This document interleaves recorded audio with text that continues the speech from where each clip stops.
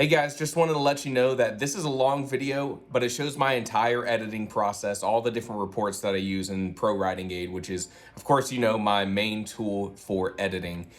If you want to try ProWritingAid, there's a link in the description for a free trial, but also you can use my code WritingTheory10 for 10% off of your purchase at checkout. So give it a shot, see if you like it, see if it changes your workflow. It changed mine. So I hope you like this video. Check it out. Hello everyone, I hope you're doing well. I wanted to make a quick video here talking about editing.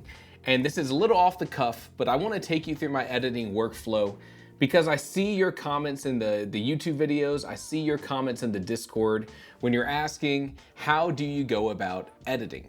And this is a great question to be asking because this is you thinking about those next steps of being a writer. It's not just writing that first draft, it's refining into something that's worth sharing with other people. So let's talk about editing for a second, because I think the very first question that might come up is, how do I know what to edit? Right? Editing takes a couple different steps. The very first step, after you've gone through and after you've written your draft, and even if you're getting really far, really close to the end of the line of the draft, you can start doing some other editing, but you really don't want to be editing while you are drafting, right? You want to focus on getting your story down, and then you want to focus on polishing it up.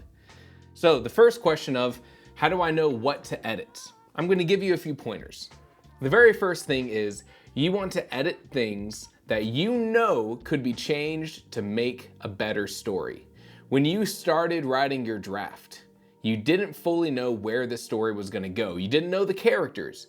You didn't know how it was going to end and how everything needed to be wrapped up in a nice bow and what sort of themes were going to be present. And it's only after you write that draft that you start to figure those things out. And that means the most important thing you need to do in your first round of edits is not going through and fixing typos, but going back, reading through your draft, and trying to figure out, what can I do early in this draft to reinforce the ending of the draft? These are moments of setup and payoff, foreshadowing. These are establishing these sort of mirrored sequences. These mirrored sort of sequences are moments that you can build up where you might have a similar situation both at the beginning of the novel and the end of the novel. But here's the thing, a lot of times you don't come up with these kind of moments in the first draft. You might end your big climactic scene at the end of your book with the main character leaping off of a ledge, soaring through the air, and plunging a knife into the back of the main villain. Now, if you wanted to create sort of like a mirrored sequence, you would go towards the beginning of your novel. Give your character a moment to leap from this ledge, trying to save the day, to save their friend, and they just don't quite make it. These are moments of setup and payoff, mirrored sequences, foreshadowing that only really happens in those first stages of your edits. And as the more of those moments that you add, the more cohesive your story feels. After you've gone through and you've figured out what scenes need to be changed, what scenes aren't carrying enough weight, what scenes aren't important enough to keep around, what scenes can be merged together into a more efficient scene. This is all structural editing. Then you get to more of focusing on the actual words. And that's what we're gonna look at today. So one of the things I want to show you is, I have right over here pulled up my story from Novella November. It's about 50-something thousand words in. It's not fully done yet. By the way, you can see me write this, pretty much this entire thing in the live streams linked below. In fact, you can use those to guide your own writing. We do some time management where it's like, write with me for 20 minutes and then we're gonna take a 10-minute break and then let's do it again, and we're hanging out, and it's a lot of fun. It was a lot of fun. I can't wait to do it again. So now I have this open here, and what I'm gonna show you is how I would go about doing an actual edit to the words, right? Not structural stuff, but the specific words. So I'm gonna choose one of my chapters here. I have them all pulled up. You can see we have total words on the right side. Because I wanna showcase a lot of my sort of editing workflow, I'm gonna choose a chapter that is a little bit meatier. Has a little bit more in terms of word count, so we have more to play around with as we go through and edit. So why don't we grab this scene here called Announcements. So So I'm gonna double click. I'm using Scrivener here. This editing workflow I'm gonna talk about is, you can apply it to any sort of writing software that you use, but I use Scrivener. I love it. I bought it 6 years ago or something like that, and I've never looked back. It is the perfect writing program for me.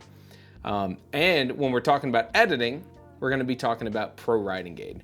So I do all of my editing through ProWritingAid, and this is something you've heard me say it in the ad reads of the video. I purchased ProWritingAid over 4 years ago for a lifetime subscription, and I love it. I use it on every single book. I use it even on things outside of creative writing to make sure that I'm presenting myself as best as I can in the written format. So let me go ahead and get ProWritingAid turned on here, and then I can show you how I use it.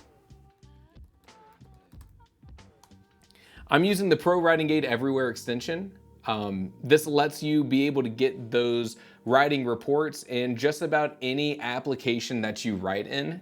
And that's important to me because I don't want to be tethered down to a lesser writing tool because the editing thing that I want to use only works there. And I definitely don't want to have to copy and paste things into different programs to try to get that editing feedback that I need. So here we are. I have ProWritingAid, the Everywhere extension, opened up on the side here. This is something you can move around and stick it where you want it. And what you're going to see here is, the most basic level of editing is making sure that your words are in the right order and you're not breaking any really simple writing or grammar rules.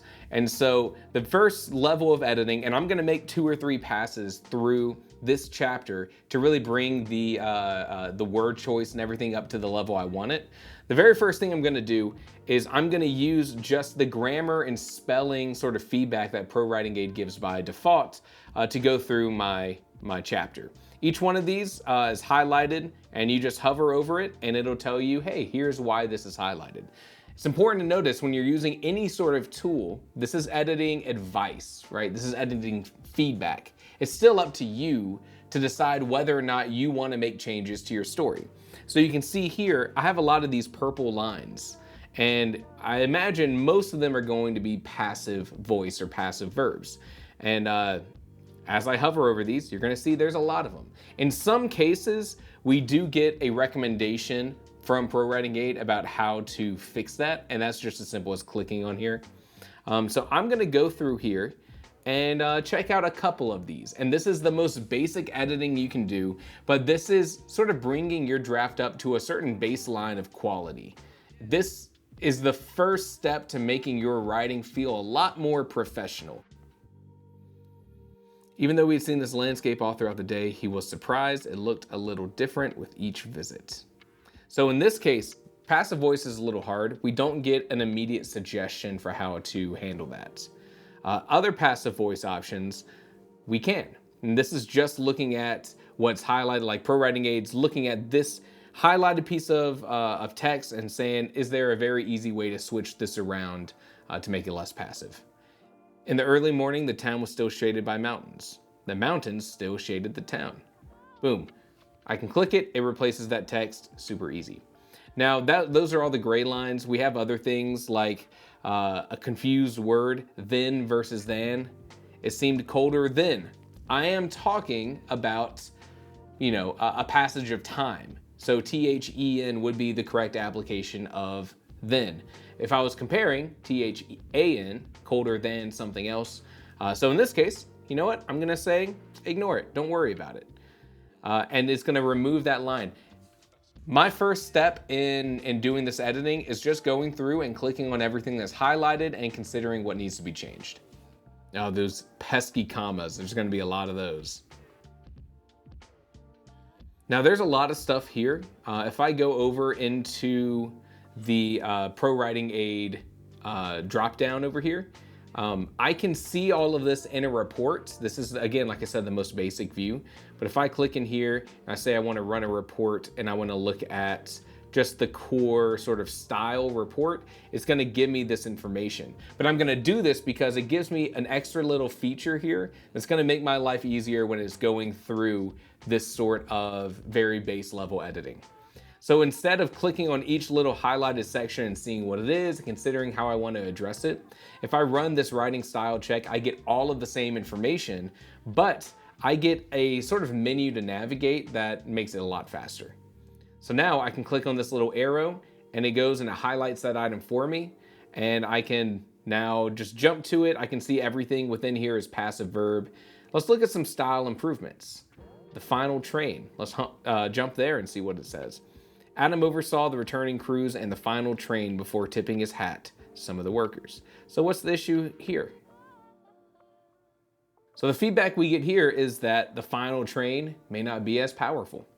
If you want to continue getting feedback in the same style of things like stronger adjectives, if you want that, you can just keep navigating through this little menu on the right.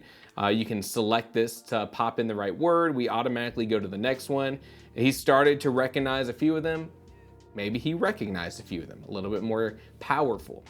But yeah, this is the most basic level of editing. I'm just going through, I'm considering each of these. I'm not clicking on them blindly. That's important. Now here I just changed something. This whole speech outside. The issue here is that this is in dialogue. And I personally think that your dialogue shouldn't be the most precise grammar in writing. We don't speak like that. We make a lot of small, more casual mistakes when it comes to dialogue. And so in a lot of cases, when there are writing feedback suggestions within dialogue, I'm thinking about it like that. Maybe you will too. So in using ProWritingAid right now, I'm noticing, and this happened in my last book, I'm noticing that there are some rules about writing that I tend to break more often than other ones. And I think it's because it's naturally how I phrase things in my head. But the thing is, because it's naturally how I phrase things in my head, these are writing rules that I'm totally blind to because they feel so natural. So for example, especially in this chapter, I've noticed a couple times when I'm saying things like, in this case, there was an element of awkward seriousness in the room that Adam started to pick up on, right? I use this started to blank pretty often in this chapter. Totally blind to it. So this is when ProWritingAid, when it's highlighting it, this is so easy for me to start to internalize these things. In my last book, I realized I used a couple of something a lot, and I used the word that too much to sort of emphasize things. And I was totally blind to it until ProWritingAid was like, hey, stop saying that. Same thing here. Now, this isn't my final edit. You'll notice that I made this change. It says that instead of Adam started to pick up on, that Adam picked up on. In reality, I'm still not happy with this final verbiage. But, you know, this is something that I could either choose to continue focusing on right now and refining that text, but I'm gonna be doing multiple rounds of editing. And so this is one of those things I'd probably want to come back to and do a whole edit where I'm sort of just reading this out loud and seeing if it feels right and feels natural with how I would tell a story. In this case, I feel like this sentence still isn't quite there, so I would still be doing some editing to bring it to that next level. So this style report comes with feedbacks based on readability. And in a lot of these cases, these are probably elements of feedback when they're outside of dialogue that I would want to agree with. But I actually really like running a completely different report called, if I scroll down here, the readability report. So let's run the readability report and see what our feedback is on this chapter. So we get a couple bits of information. The first thing we get is an estimated reading time. Not really useful in terms of feedback, but it is useful in terms of you understanding your story, especially if you're about to send this over to some beta readers and you want them to know how long it's going to take. Here we have a mayor speaking to the townspeople. As new information comes to light, the mayor said, perking up, Sheriff Sulu will inform us with the need to know information. Things like hyphenated words like need to know here tend to show up in that readability report as something for you to improve. Also, if you use any sort of acronyms or abbreviations, those tend to come up as well. But I like this report because outside of dialogue, this is a piece of information I need to know about. Did I have a set of description or a paragraph of detail or action that's coming off as just a, jumbled mess? Readability helps me find those moments. But there's another report similar to that called the Sticky Sentences report that I also like to run. It's in the same section of readability. Now, sticky sentences, I'll read you the summary that comes up here. The sticky sentences report I run a lot right after the readability. Identify sentences with 40% or more glue words that slow your reader down. Glue words are the top 200 most common words in English. And if you don't know, those words tend to just be what's required in a sentence. Things like the, that, this, them, you, me, I, him, he, his. I just pulled all of those off the dome. If you have a sentence that has a lot of those kind of words in the sentence, it's not a good sentence in itself. There's ways you can rephrase that sentence so that it's just a little bit more dynamic. It has less filler words, essentially. And this comes up a lot in my proto draft. You can see here, the target is 40%, but I'm at 50.3%. So let's look at some sticky sentences. Again, dialogue follows a different set of rules. The trains and tourists had come and gone throughout the day. Right? The, and, had, and, gone, the, right? I'm just listing sticky sentences as if you didn't know, or sticky words. So I would probably want to go through and think, is this something I want to touch up or not? I don't think this is a great sentence. So let's see if we get any feedback or if it's just a rephrase situation. In this case, we say 7 out of 11 words are glue. The, and, had, come, and day. So I can either rephrase something here, or ProWritingAid will let me use the suggest rephrases option. So if I click on this, it'll actually look just at the sentence and it'll say, hey, here's our best guess at how you might want to rephrase this. Again, it's up to you whether or not you actually want to implement that. Sometimes I'm not happy with the rephrasing that ProWritingAid suggests, but it gives me enough to go on that I can make changes that do feel more natural in my own style. Train and tourist traffic flowed throughout the day. It's probably not how I would phrase things. The day saw a constant stream of trains and tourists. I don't know if I love that one either. For the sake of this right now, I'll go ahead and plug that one in. Now, when it comes to rephrasing things, you can click and highlight a sentence at any time, and you have some options. You have rephrase and you have sparks. If you choose this rephrase option, ProWritingAid's going to look at that sentence and actually give you a wide range of different ways you could rephrase this. You can influence this by choosing different styles of rephrasing, right? Maybe I want to add more detail. Maybe I want to shorten it. I find that the best results I get from ProWritingAid are when I'm shortening a sentence because it's removing things like those glue words. Now, you'll notice when I highlight something, I get 2 different options to sort of interact with. I get rephrase and I get sparks. Now, rephrase really only looks at that one little sentence and says, okay, ignoring everything else, how can I rephrase this to make it seem better or more fluent or shorter or more sensory? But Sparks actually looks at the context around this line to try to figure out a more fluent way to suggest improvements. So instead of the group stepped off the docks and turned away from him, which was strange, first off, I'm glad I chose this one. This is not a good paragraph. Instead, they walked the opposite direction. They walked towards the large set of campers perched in chaotic formation 100 feet from the water. So in this case, it says, the group left the docks and went in the opposite direction. It was strange. They headed towards a large group of campers which had been positioned chaotically about 100 feet away from the water. Not that different. Maybe I'll try again.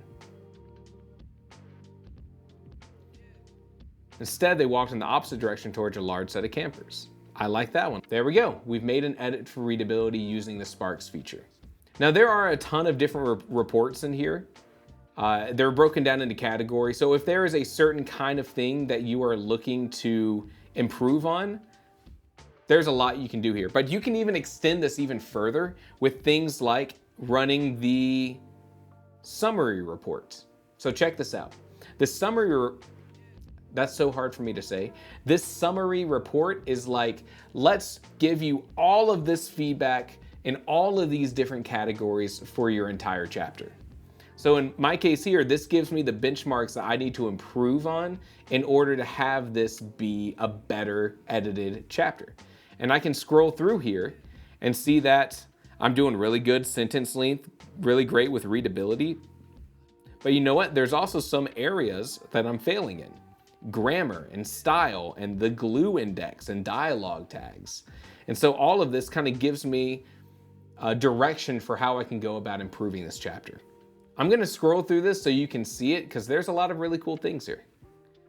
Grammar check. Whew, lots of things, lots of things. Don't let this reflect poorly on me.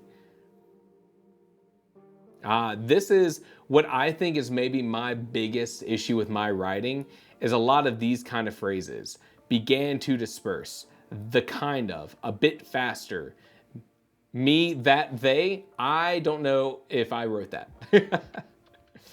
But again, this is also not telling me if it's in dialogue or not. We get a ton of different charts and graphs, a lot of information, emotional tells, breakdown per 1,000 words. It doesn't look like I'm performing pretty well. I'm the green line. You can't even see the green line. Bad adverb usage. I'm low. Is that good? Average for fantasy, average for Brandon Sanderson. Oh, you know, you might see this average for Brandon Sanderson and be like, what does that mean? Well, here's one of the cool things. I said you could sort of customize this and extend ProWritingAid in some really interesting ways. And one of those interesting ways is you can go through their browser to the settings for your account, and you can configure some settings that reflect back in this summary report. Specifically, the one I'm talking about here is you can say, here is an author that I want to emulate, or an author that I aspire to write to. And this summary report will actually take that into account. And it says, okay, here's the metrics for Brandon Sanderson. How do you compare? And it'll give you feedback to help you achieve those metrics. And there are dozens of different authors you can choose from, ranging from, you know, some of my writing heroes, Orson Scott Card, or Brandon Sanderson, or Stephen King, or Dean Koontz, or whoever it might be. And you can set that as your own personal goals to try to achieve. That's pretty sick. As someone who's kind of a nut for sentence length dynamics, I love this chart because not only is it showing how, you know, there may be, I don't know if it says how many sentences I have here. You know, this is every single sentence in my chapter charted out based on the length. And so you can naturally see something starts happening towards the end of this where we get some really long sentences, but also everything's varied, but follows almost like a rhythm. And I think that is a good thing. I hope so, because that's how I like to write. All right, we can skip around to things like pacing. This says we have kind of a slow pacing. And it's looking at the actual text and the content of your story to determine what is slowing things down with, you know, content like dialogue or very specific description, and what is faster paced, like action. I know some of you are gonna like this. I never really pay attention to this, but you do get a word cloud of your text within this. Now, in our case, we have a dead body in this story. That's why we're seeing body up a lot, but you'll see character names. There's Kendall, there's Mathis, there's Adam, there's the mayor, Brent Carpenter. It's just cool to see things like that about your story. Now, I write very dialogue heavy, but you can see my dialogue right on par with Brandon Sanderson. That's a good feeling. Pretty close to being on par when it comes to dialogue tags. I'm using more non-standard dialogue tags. It's something that you can always fix in editing. And dialogue tags with adverbs. One of my favorite things here is this whole dialogue section of this page. I check out my 3-part series on dialogue where I talk about exactly how much dialogue you should have in your story, you'll see why this kind of stuff is important. So the summary report is a pretty awesome one. I highly recommend you check it out. It's very useful in understanding how you can improve your story, especially if you really lean into things like comparing the way you write to another author. And if that's something that motivates you, this is the information you need. Now, I don't have this set up, but you can go through and actually set up style guides for your own stories, and you can extend ProWritingAid even further by creating your own sort of adjusted rules and words and things that you want ProWritingAid to remember. And then, hey, you can even have your own sort of consolidated kind of reporting feature too. The very last thing I want to show you here is the critiques report, because this is a very detailed sort of analysis of your chapter. And I'm going to show you what it gets. Now, keep in mind, I still haven't completely finished the editing on this chapter. So in our critique, we're probably going to get some things in regards to passive voice or dialogue tags. But let's run the critique report, and I think you'll be impressed by what you see. This is going to develop critique for this entire chapter, which is why I chose a chapter that had sort of a higher word count so we could look at this together. So this report is it's a little different than the last reports that we got. The last reports we were looking at were very much like, here's writing and grammar rules that you're following or not following. Here's metrics that you might be failing on or need to improve, or that you're right in the sweet spot for. But the critique report is a little different. So this is an AI generated critique report that looks at your chapter and just tries to give you information. For example, it says, here's your strengths. There's an interesting premise, here's what happened. There's compelling characters, here's who they are. There's suspenseful pacing, it's a good pace, and a vivid setting. And you can actually read this, and it's the details of my story. Let's see what they got to say about Adam, because this is first draft early story Adam. Adam, the seasonal officer, is relatable and has internal conflict, and his internal conflict adds depth. The other characters were not fully developed in this excerpt are intriguing enough to want to learn more about them. Love to hear it. Plot centers around the discovery of a body, the initial public announcement, and the subsequent clandestine meeting revealing a potential cover-up involving the mishandling of the body's preservation. The narrative arc is established, but the excerpt ends on a cliffhanger, leading the reader wanting more. Events are logically connected, creating a believable chain of events and reactions. Pacing is effective, building suspense as the story progresses and ending on a compelling hook. So you can look through each one of these sort of critiques. I've found that the critique report mostly praises you. Now, not to brag, maybe that's just because I'm such a good writer. Maybe not.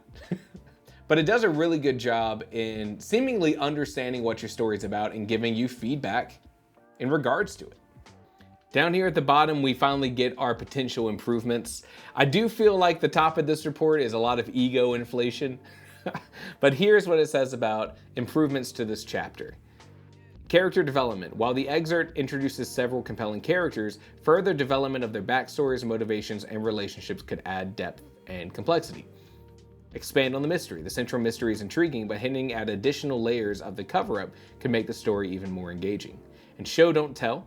While descriptions are strong, showing the characters' emotional states through actions and internal thoughts would further enhance the reader's connection to them. This is a strong start to a mystery thriller short story. The premise is compelling, characters are engaging, and the pacing is well managed. By further developing the characters and expanding on the mystery, the author could elevate this piece to an even higher level. The cliffhanger ending leaves the reader eager for the next chapter. Get ready to refine and polish this captivating title. Oh, shucks, you shouldn't have. You can see here that there's plans for adding in a full manuscript analysis in the future. Really excited for that. So we'll see when that comes out. Not quite ready yet. You just have the individual chapter feedback right now. So that's generally what goes into my editing workflow. You can see how much I use ProWritingAid for this. It's why I recommend it. Most of my editing is what you saw here. Trying to address grammar and writing rules that I'm breaking outside of dialogue. Running the readability and the sticky sentences report to find out where I'm really falling short. And the other reports are interesting to look at. I really like the comparison between an author that I choose and me. I don't think I write like Brandon Sanderson, but it is a metric that one day, maybe I aspire to. There are other authors that I currently write more like. I think my writing most closely mimics Fonda Lee, who did the Greenbone Saga, which I'm currently reading right now. And as I'm reading those books, I'm like, wait a minute. This feels exactly like how I write. And that was a good feeling to find an author who does it like me. A lot less flowery, a lot less of a purple prose, and a lot more direct writing. And that's definitely my style. No matter how you do it, editing takes time, editing takes discipline. Any tool that you can use to speed things along is a valuable one. The thing I like about ProWritingAid is that every bit of feedback is something that I get to decide whether or not I want to make that change, right? They show me the feedback and I can decide whether or not I agree with it, whether or not I want to click something and replace some text, or whether or not I want to use that as a jumping off point to make additional changes that I'm typing out. It's not copying and pasting this into ChatGPT. It's not tossing it over to AI to say, make this better. It is still my work and I'm in charge of every decision that gets made. And that's important to me. My camera battery died, so here's my little sign off. Thank you for giving this video a watch. Again, check out my link below if you're interested in trying ProWritingAid. It's got lots of really cool features that really help me do my editing, and I hope it helps you too. But otherwise, yeah, that's it. Enjoy the rest of your day. Goodbye. I'll see you later. Check out the podcast. What up?